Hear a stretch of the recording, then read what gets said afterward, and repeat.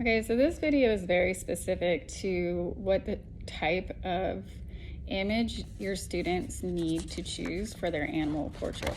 Now, if you follow the rotation, this is the project that the 7th and 8th graders will be doing for the 2025-2026 school year for their reduction printmaking project. If you've never done reduction print before, it's completely acceptable, in my opinion, to simplify this project.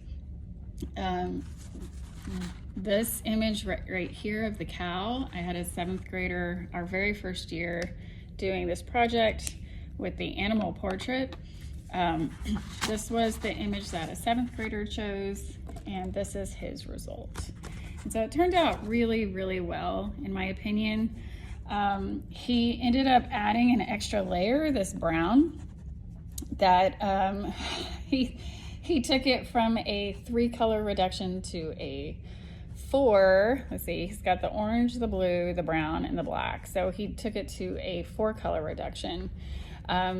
His first color was the orange, or his first color was the blue, and then the orange on top of the blue gave him that nice tan, light tan color. Then he did a dark shade, and then I don't know what he was thinking, but he went on top of everything with this brown, and it turned out fine. I thought it looked great before he put the brown on, but he went with it, and you know, his alignment is slightly off, but that noise actually really adds to the uniqueness and the beauty of the piece.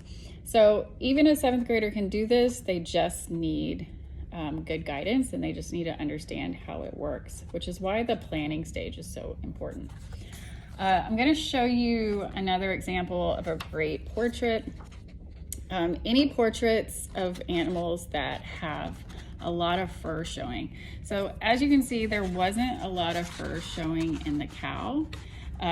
Kelby's pretty strong in his artistic skills and his kind of being able to take something that he's not sure about and still make it good. If you have students like that and you get the impression that they know how to roll with this and still make it a great piece, go for it. One of my criteria was not to have too much black in the animal's appearance, simply because it's harder to see the directional lines of the fur. The bear is a great example, the brown bear, of being able to see the directional lines and really see the change in value.